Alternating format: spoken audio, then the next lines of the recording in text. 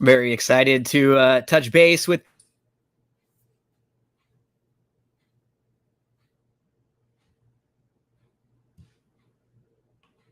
has a great show that he does himself, a podcast with On the Wrong Lead, also a ton of different content too. Caleb joins me today. How you doing, buddy? Hey, Gina, doing pretty good. It's great to be back. Like I was saying earlier, I missed you guys after our little fantasy draft for the Triple Crown season, everything we had going on with a couple of stable duel streams and whatnot. It feels like it's been a little while, so it's great to be back. And you and I, last year, we would do some streams during Del Mar and Saratoga too. I think on Fridays we had a fun one stuff going with Darren Zocali would help us out, and the Sniper would get in the mix sometimes too. So yeah, we've done a lot of shows together, and I always enjoy picking your brain about big races. It's not as if we look at the same exact things, but I feel a lot of the times that we have a similar approach when we're talking about races and kind of some of the horses that we may be looking to play, always sort of looking to try to find the most value possibly. For some of the folks out there who may not know you, tell us a little bit about maybe what would you say like your style is as a handicapper, or some of the things that are important to you when you're prepping? Yeah, sure. I do think that you and I are probably no two handicappers are the same, but you and I think, have a lot of overlap, Gino. So Yep. I think that for me, and this question comes up a lot, and it's always a tough question for me to answer because I really am a kitchen sink handicapper. I mean, Yeah, there's no angle that I don't think I is agree. totally worthless. I mean, there's some I probably hold more than others, but I probably look at pace first and foremost. That's kind of where I start. Try to get an idea of how the pace of the race is going to set up, who's most likely to get the lead, who's going to be way in the back, if it's going to be contested or if someone gets loose. And then after that, I kind of just work through the progressions. I'll look through speed figures, try to throw out the horses that maybe just seem way too slow to contend. And then, my probably favorite angle within racing is just trying to find those horses that had bad trips last time. Some things they're not really obvious to the naked eye, things that maybe the computer syndicates and that the algorithms can't necessarily pick up on, but horses who were maybe against a bias last out, horses who had some subtle trip that isn't totally obvious to everyone. And those are kind of the things that I usually try to capitalize on. Yeah, lots of similarities. Like you said, lots of overlap for how we're doing it. And I thought this weekend is a pretty like sneaky good weekend of racing. The big summer meets are still a few weeks away from really getting underway with Saratoga and with Del Mar. But this weekend, you and I are going to talk about Belmont. They have 4 graded stakes on tap, and a couple of the fields look pretty big. We'll keep our fingers crossed that the weather holds up. But some of the races in New York recently haven't had the biggest of fields, so we do have some good ones this weekend. We've also got the Indiana Derby, and they've got a really big card there at Indy. We've got Delaware with another big weekend. They had a big weekend last weekend. They've got a couple stakes races coming up this weekend also. Prairie Meadows on Friday and Saturday. They've got some big stakes races. So there is a lot of good racing going on this weekend.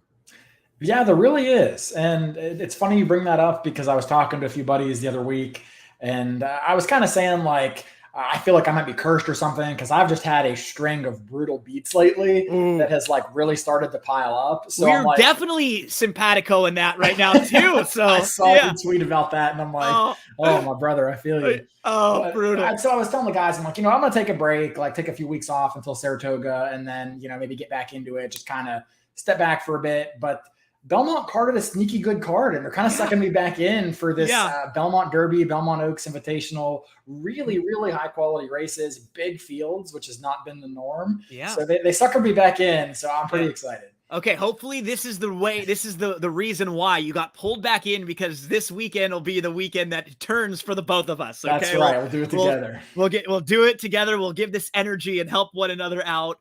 Tell us some of the stuff that's going on with On the Wrong Lead and some of the other content and stuff that you're going to be working up. What's like the summer going to be looking like for you? Yeah, so we're going to stick with our regular schedule for the most part. So we stream every Thursday at 8:30 Eastern. We'll generally do a preview of the big races coming up on the weekend. We're kind of NYRA focused, especially in the summer with Saratoga, but we also cover Del Mar. We'll cover some big stakes elsewhere as well. And then we do some live betting on the show, depending on what's running at the time. The last couple of weeks, we've been doing some live Canterbury action since that happens to be what's running Thursday evenings. Sometimes we'll look at Turfway or Indiana Grand if they have an afternoon card or whatever else, or Horse Indianapolis rather. So a little bit of everything. We're starting to pilot a Saturday morning show Nice. this week. Actually, we're going to kick something off. So just kind of giving more of a last minute kind of, oh, there's scratches, there's this, there's that, and updated conditions and stuff. Yeah. And a little bit more just, okay, here's actually like what I'm betting, because by Thursday I may not know exactly how my pick 5 is going to look. Yeah. Saturday we're going to give a little more discussion around, all right, here's kind of, I'm building my day around this horse in this race, and I'm trying to get live to these other 3 in the last race or whatever else. A little more structure talk and a little less handicapping. Give a plug to some of the other guys on the team over there. You guys do a really good job. You have a lot of fun. Look at the races together. A lot of times you'll pull up the past performances too on the live streams that you have, and everyone shares an opinion. Tell us about some of the team over there. Yeah, so it's me and 3 other guys. So we have Josh, who kind of goes by Cherry Drank on Twitter, and then Mark, 2 Turns on Twitter, and then the last one is Brian, who's Mr.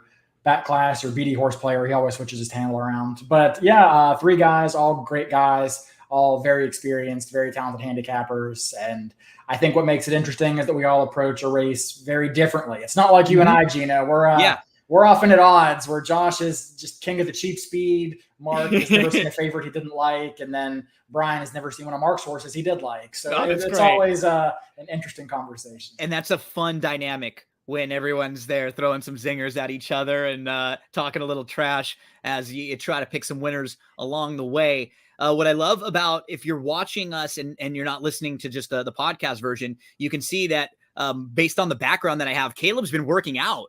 Caleb, you look very good.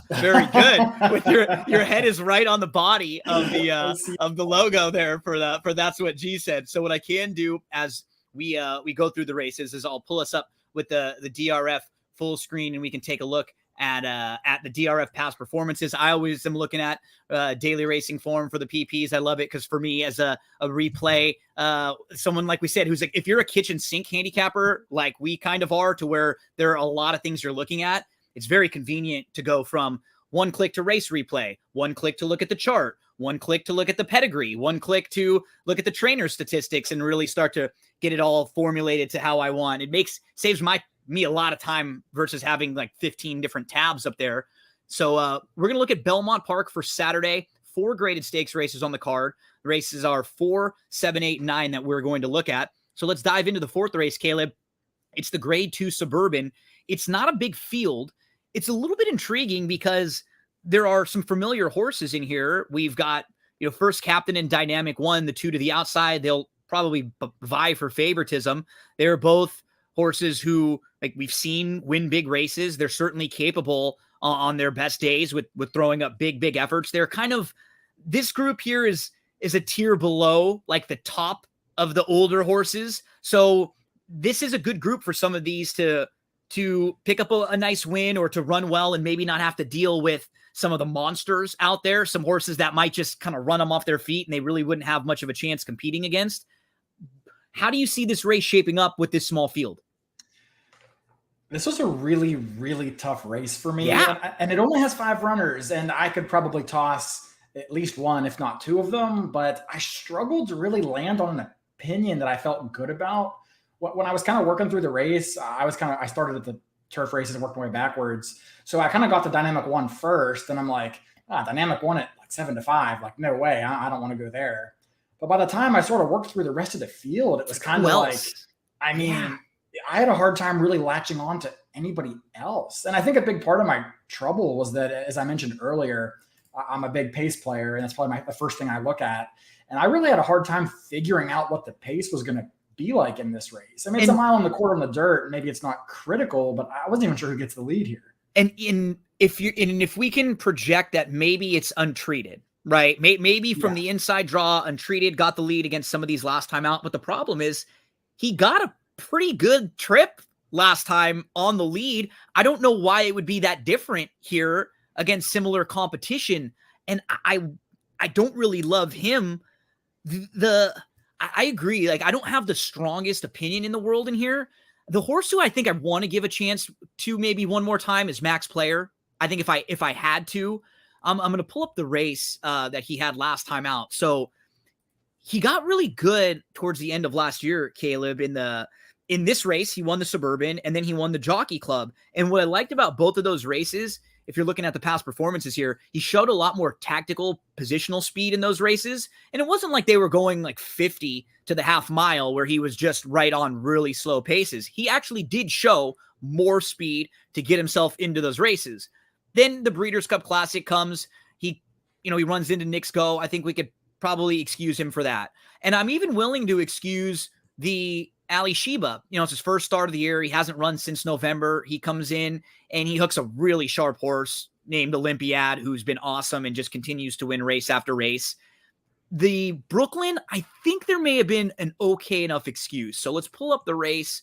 We've got Max Player. He's the 2 in the 4th on Saturday. He's the 2 in the race that we're watching.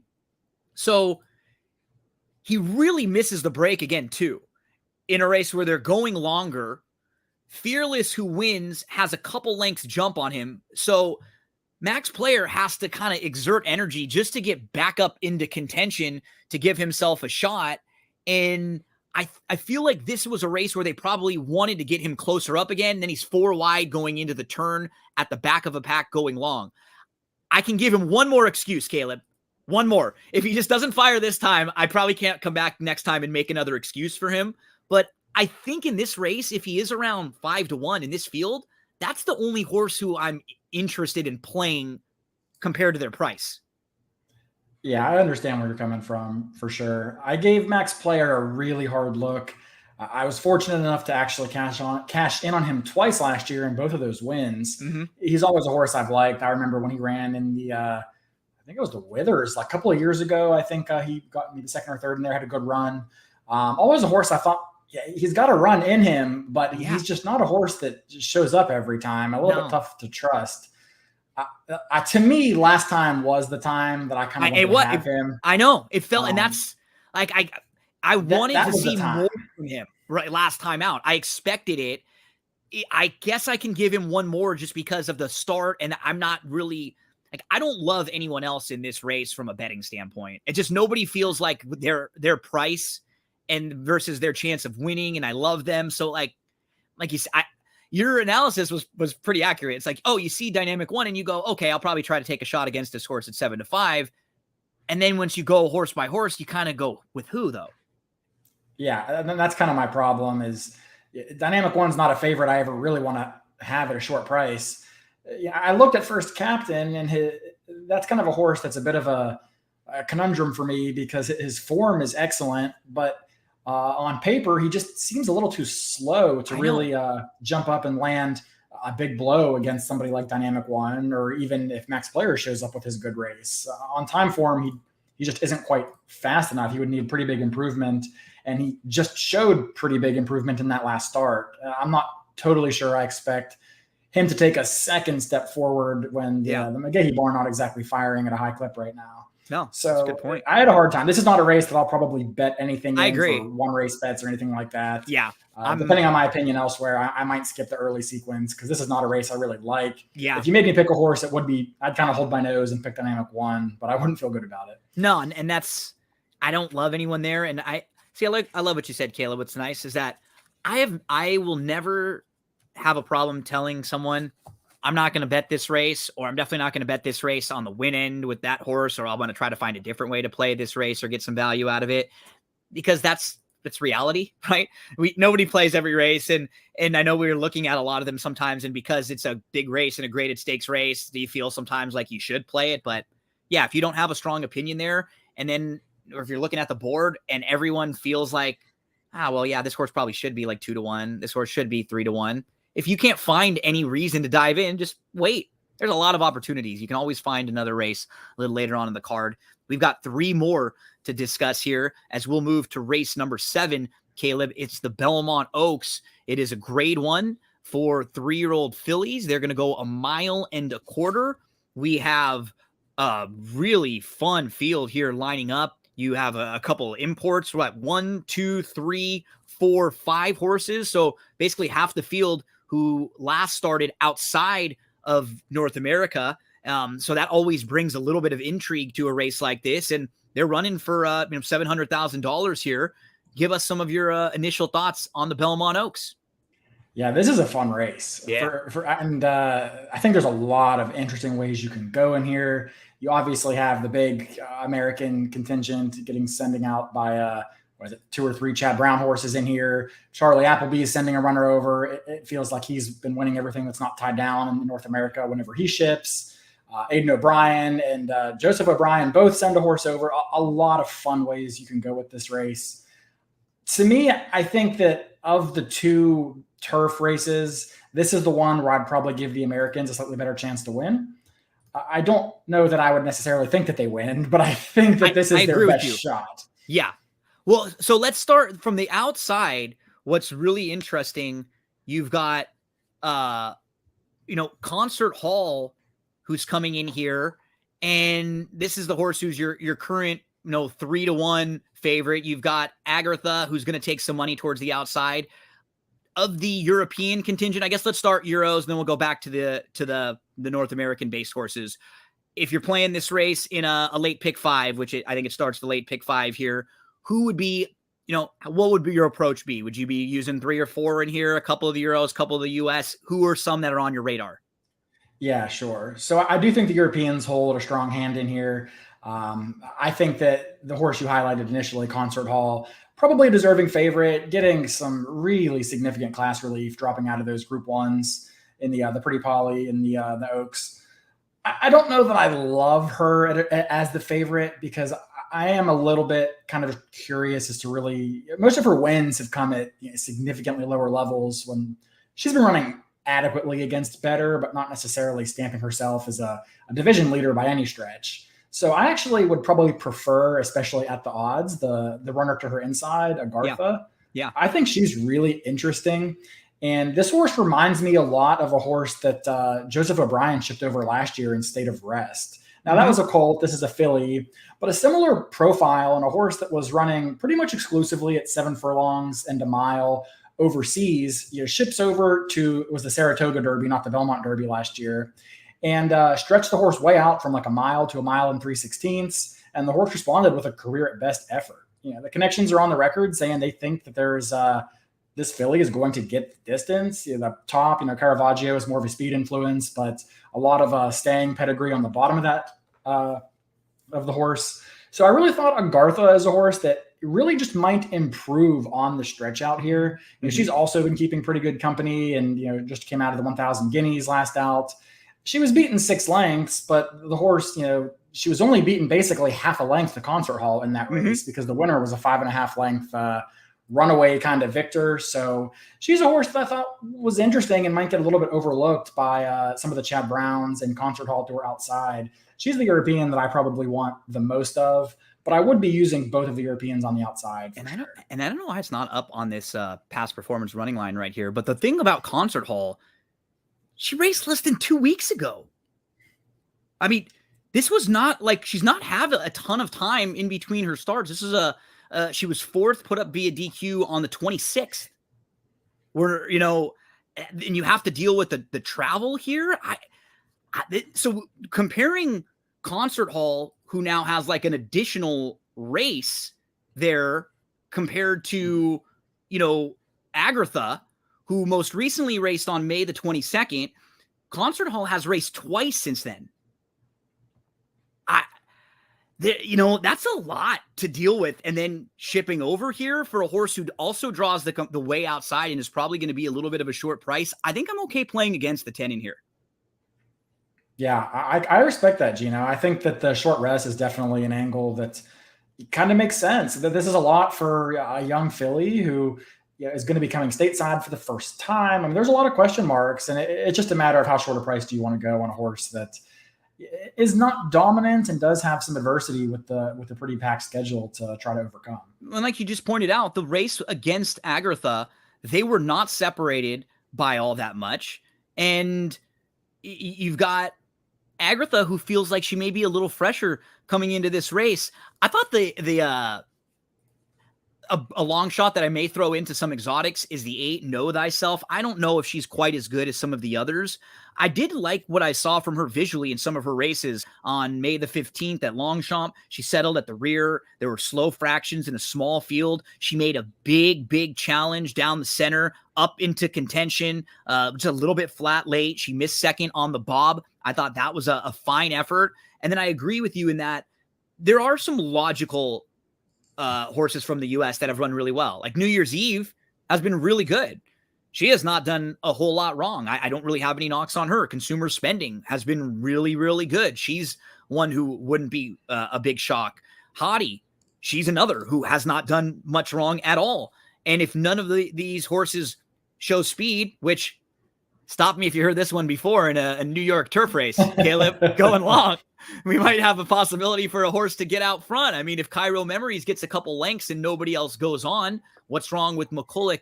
All of the, like any of these US-based horses really wouldn't shock me in here. So I agree with you.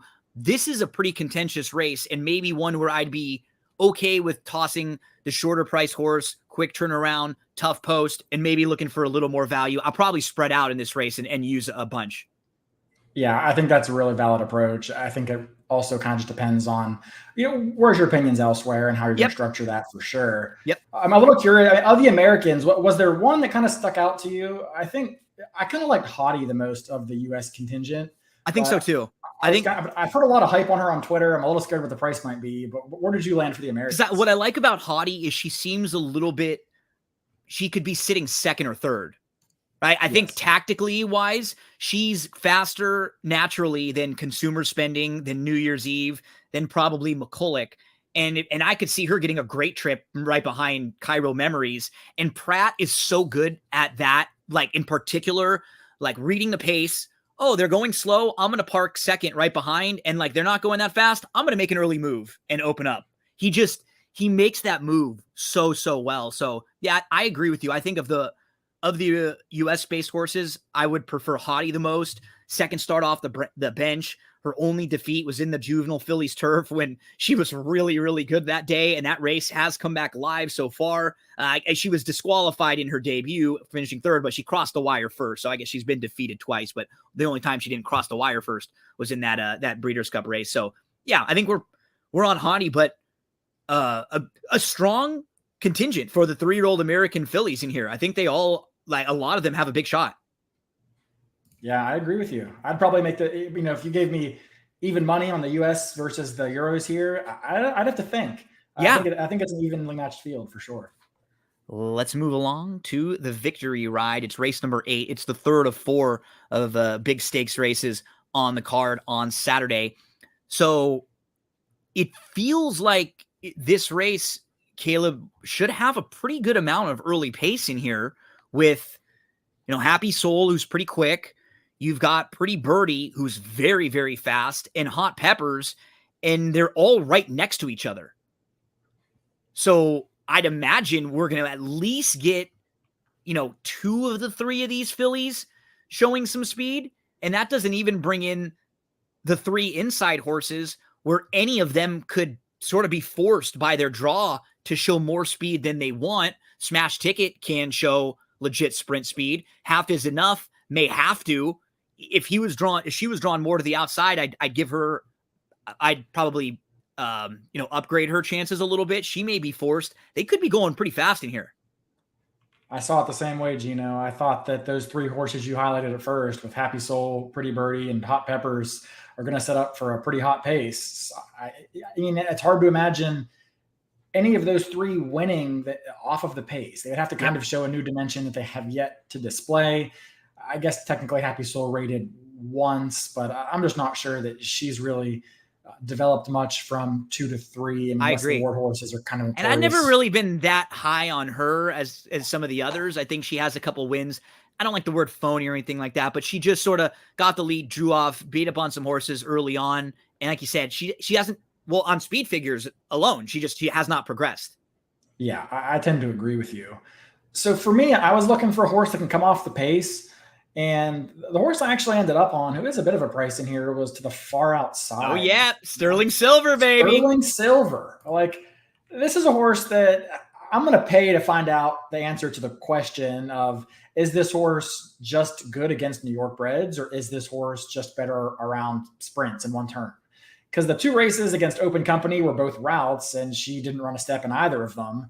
And So she had in both of those races, one of them was on a wet track, and both of them, she had trouble at the start too. She didn't have the best of beginnings in races where she was probably already up against it from a class standpoint. So if you have a slow start like that or a bad beginning in a tough field, you're just going to get outrun. It's going to be hard for you to make up the ground. I think there are enough excuses, Caleb, for those 2 races to just look at the sprints and say, just like you said, if she's 6-1-ish in that range or above, and they're going to all line up on the lead, and we know that she's just going to take back and make one late run, nobody in this race scares the heck out of me. This feels like a good spot to test Open Company again at a one-turn elongated sprint. That's kind of right up her alley.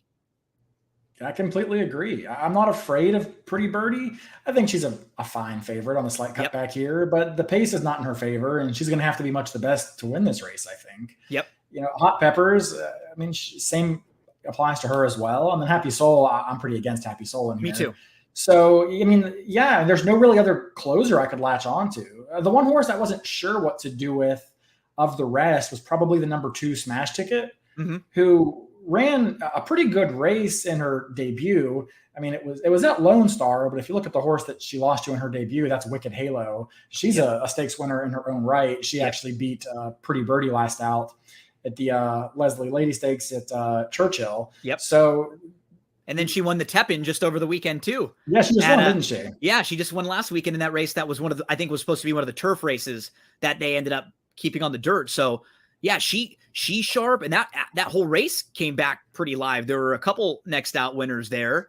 Yeah, and I mean, nothing wrong with that Del Mar maiden effort, winning by 5 and then beating Desert Dawn in that race. Who's third in the Derby, or in the Oaks, excuse me. Third in the Oaks, and who was the Santa Anita Oaks winner, and is a super talented filly for Phil D'Amato. So yeah, she's kept like company that fits with this group for sure. And I remember she took a lot of money in this Del Mar, right? She was working well. Like, she's got ability, right? She's a nice filly. Is she going to be able to get the kind of trip she needs down here and then be able to stretch out a full furlong? She's going from 5.5 to 6.5, but she's kind of a wild card here. She got a big speed figure in winning that race last out at Lone Star.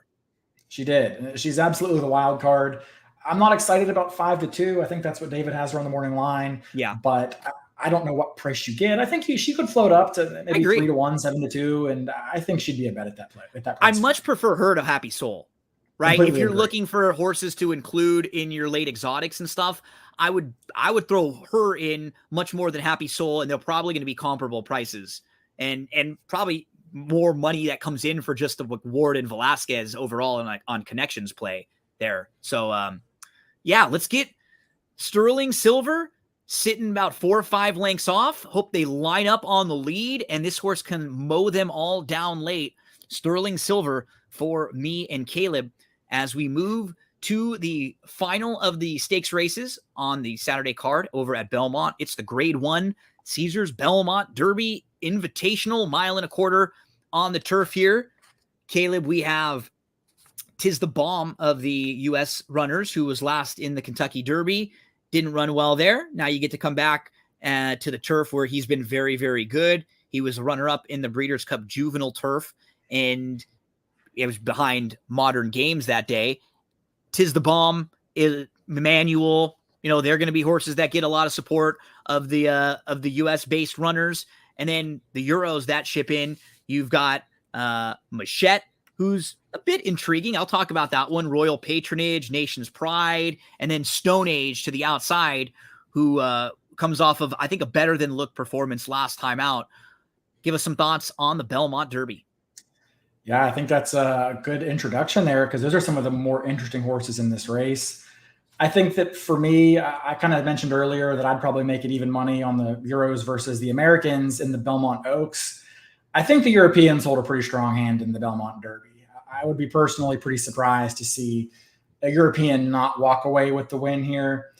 Of My the top two are the Americans, Euros also. So just for what that's yeah. worth, I've got those as my top two. I may use a couple of the US horses, but the two that I think I'll have on a build a lot of tickets around are probably both going to be Euros. Yeah, I agree. I think my top two are certainly Euros, and probably three of my top four would be Euros. The one American I do like a little bit in this race is Tis the Bomb, the horse that you started with. Mm-hmm. And it kind of remains to be seen just how good he is, but if because we haven't seen him on turf since he was a 2-year-old, Yep. and a lot of times that horses don't necessarily mature, they don't step forward the way you would expect. But this horse ran, an excellent race in Kentucky Downs, an excellent race at Keeneland, and then won technically, or won the purse money anyway from Breeders' Cup Juvenile Turf against Modern Games, which he had a tough trip that day. I mean, he was shuffled back. He had to pretty much pass every horse in the field. Sans won, and he was very, very impressive in that Breeders' Cup Juvenile Turf. It's disappointing, and I hate to see when this happens, when the connections get Derby fever. Yep. But clearly they put this horse on the Derby trail where he just had no business running. He does not handle the dirt. You can't really take a washed off maiden event at Ellis Park as an indication that you have a dirt horse where he made the lead and took no kickback. Clearly he's not a dirt horse. But if you draw a line for some of those races, he handled the synthetic and he handles the turf. And if he had the expected improvement from 2 to 3 on the turf and can back up that Jeff Ruby Stakes race with another strong effort, I think he's the American that I would probably give the best chance to. And truthfully, the American I give the only chance to, although he's not one of my top 3. I thought he was a good place to start. Yeah, I think I agree with you as far as of the Americans. He may be one of the only that I include. Of the Euros, just from a talking standpoint, I think Stone Age, which is a little issue with some of the PPs, particularly right now with getting Stone Age recent races. But Stone Age last out, Caleb, is coming off of a 6th place effort in the Grade 1 Kazoo Derby, and that was Stone Age's 3rd start of the year. He had a start in March, then he came back in May in the Derby trial, winning. His first 2 starts of the year were awesome, and he was tracking down on the inside, and he was only about 3 lengths off, and he loomed up like he was a major player. And then he just had no late punch, and that race was going 1.5 miles.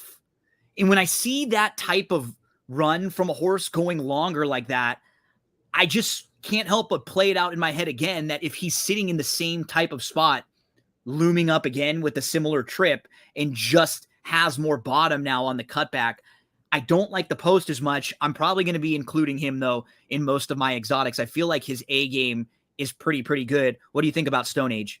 Yeah, I do like Stone Age, Gino. I'm with you there. I think if you look at the form of a lot of runners, just in the 2 Belmont turf races themselves, it seemed like, I'm not an European expert, but it seemed like maybe something funny was going on with the track at Epsom that day, because it just seemed like a lot of horses failed to show up. Yeah. Who had otherwise very strong form going into that race. Yep. I mean, the same argument can be made for the number 10 Nation's Pride in here, who just didn't handle the surface apparently.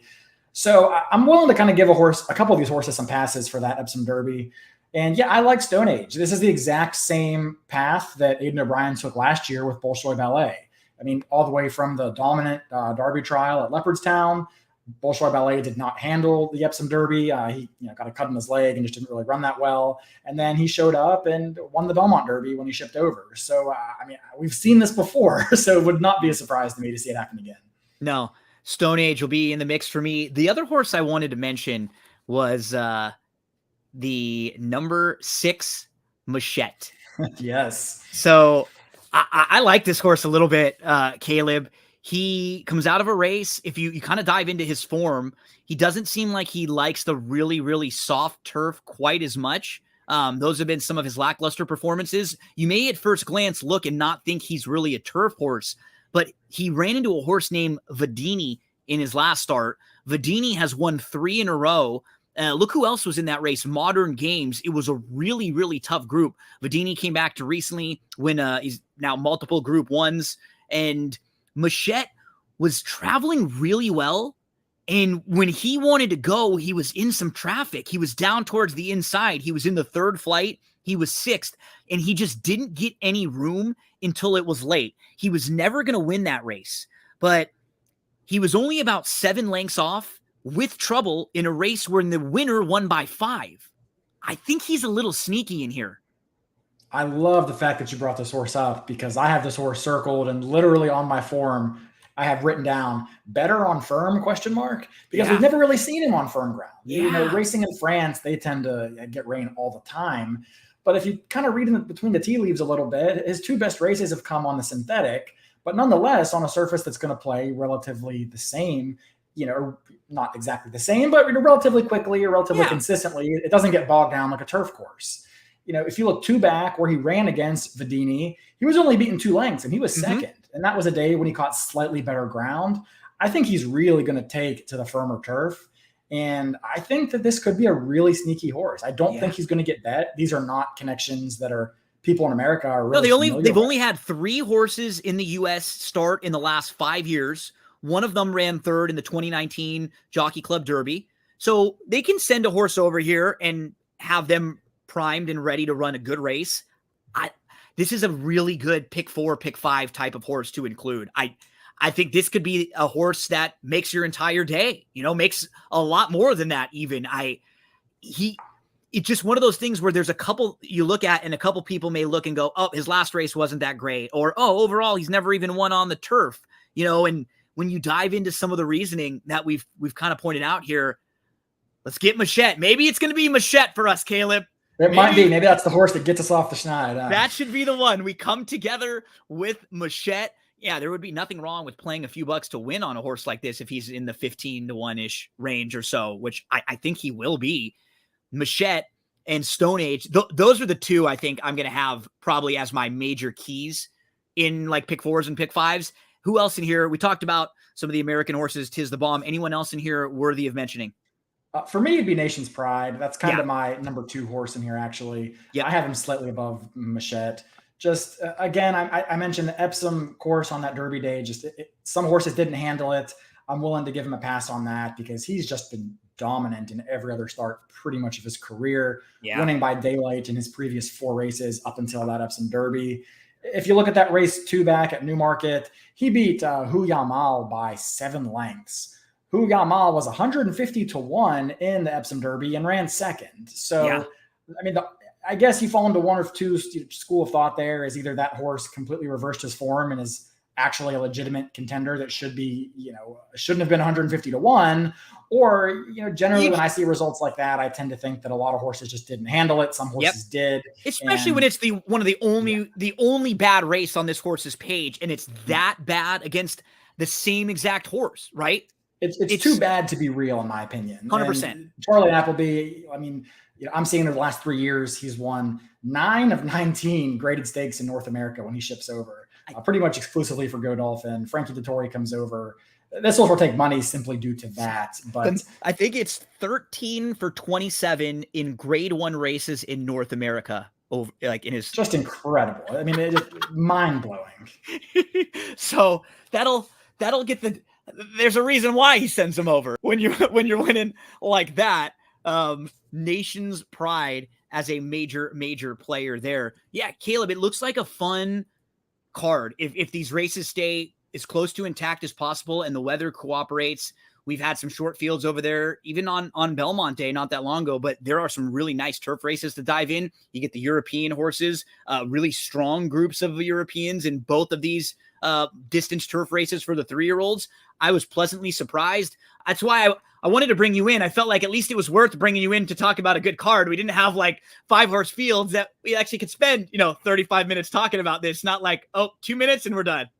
I know. Belmont Day was, quality races, but short. And those are not, I'd rather have a $10,000 claimer with 12 horses than a grade 1 with 4 horses. And I'm trying to decide between a 4 to 5 and an 8 to 5, which one I want to bet. Make sure to give Caleb a follow on Twitter at CalebWVU. You can also check out a lot of the work that Caleb does at wrong_lead or ontherwronglead.com. Anything else to plug? What other work you have coming on or anything coming up for the next few months that you want to mention? No, that's about it. I'm going to be up at Saratoga for Alabama weekend. Cool. Josh from On the Wrong Lead, as well as Mark, will also be there. Mark kind of lives up there over the summer. So yeah, we'll be up there.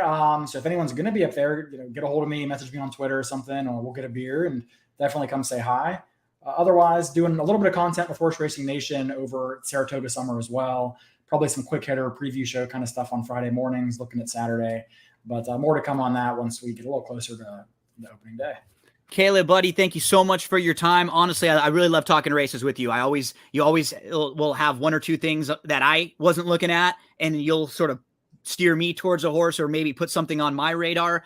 I always learn from you. I think that's how the best relationships are, when we talk with our friends that are horse players, where you can go back and forth and feel like, man, I came out of that conversation like really gaining a little bit of knowledge. So thank you so much, man. I always appreciate talking with you.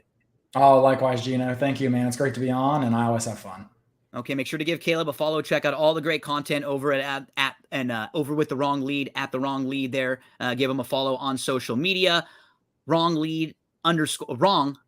Caleb, I'll say it wrong 10 more times. How about that? The more you say it, the more publicity we get. So the wronger it gets every time. At wrong_lead. There we go. There we go. Hooked on Phonics worked for me. Don't go anywhere, folks. We'll have a lot more on this episode. If you're watching on social media, big thanks. And if you ever need any help handicapping the races, you see I'm using DR